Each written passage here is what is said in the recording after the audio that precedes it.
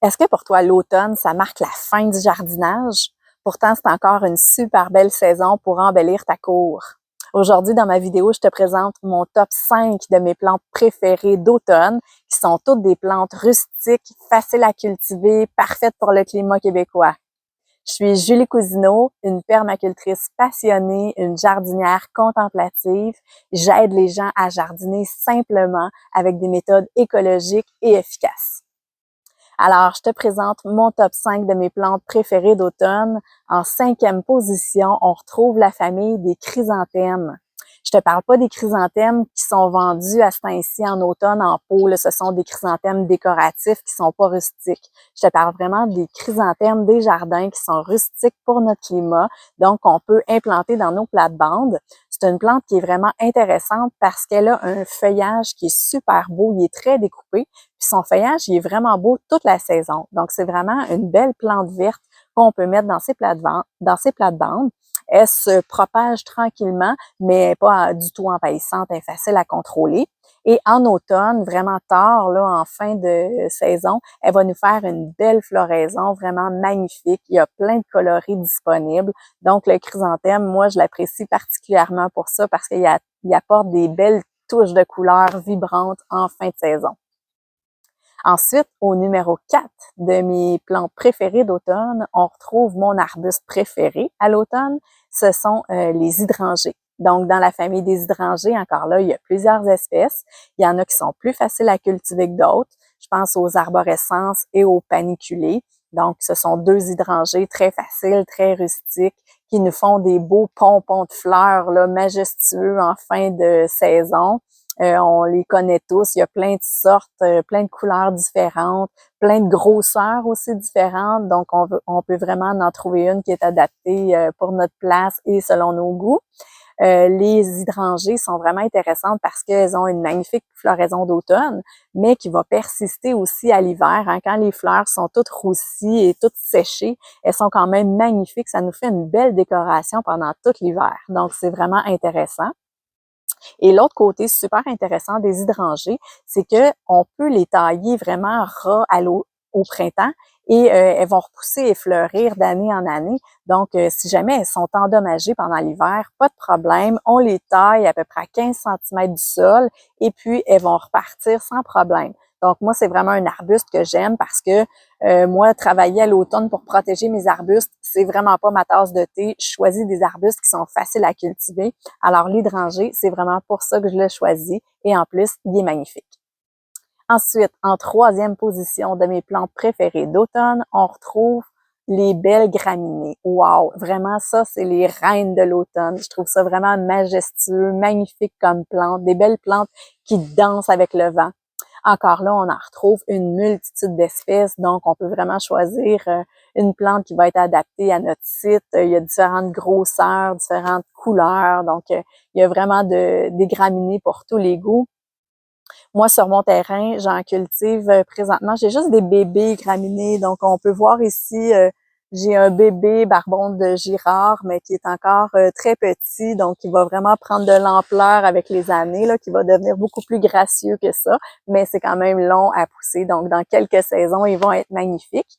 Ces graminées-là, des plantes vivaces, pas des arbustes, mais je les aime beaucoup parce que ça peut faire des belles haies estivales ou des écrans d'intimité.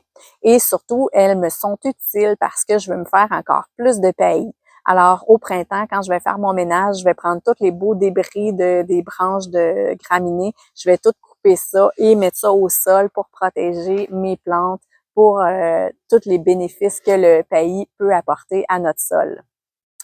Et je cultive aussi certains graminées hein, qui sont annuels. Moi, j'aime beaucoup cultiver aussi le millet des oiseaux. Il est annuel, mais il est très facile à cultiver. À la fin de la saison, je récolte les graines, j'en garde une quantité pour pouvoir ressemer d'année en année, mais je le cultive pour pouvoir nourrir les oiseaux et accueillir toute la biodiversité sur mon terrain. Alors, c'est pour ça que je l'apprécie particulièrement. Ensuite, en 2e position de mes plantes préférées d'automne, on retrouve une plante qui est très rustique, très facile à cultiver et en plus qui est comestible. Je te parle du topinambour. Je cultive du topinambour parce que c'est super facile de culture. Ça pousse même en sol pauvre. Donc, on peut vraiment l'implanter partout. Il pousse tout seul, il se multiplie abondamment et on peut récolter ces beaux tubercules qui sont comestibles. Donc, une plante super utile qui, en plus, va nous faire une belle floraison, mais vraiment tard en saison.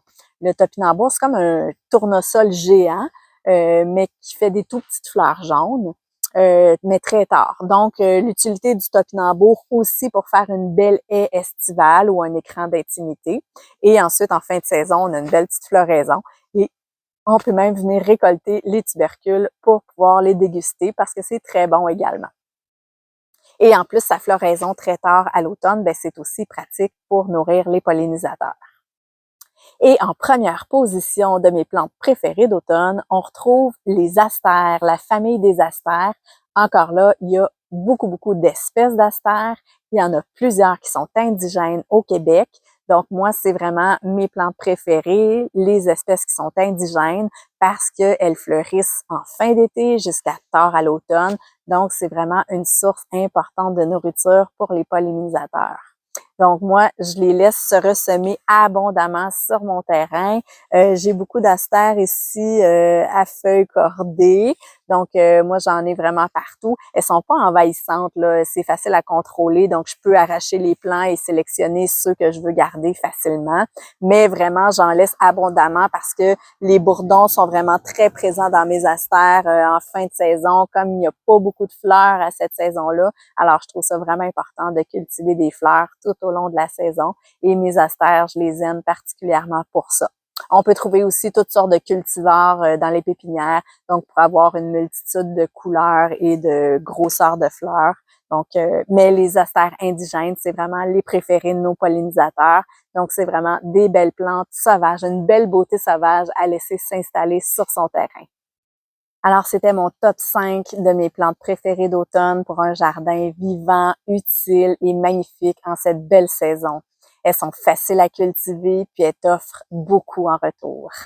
Alors, si tu as trouvé ma vidéo utile et pertinente, je t'invite à me le signifier et tu peux la partager. Tu peux t'abonner à ma chaîne aussi pour recevoir des bons conseils à chaque semaine.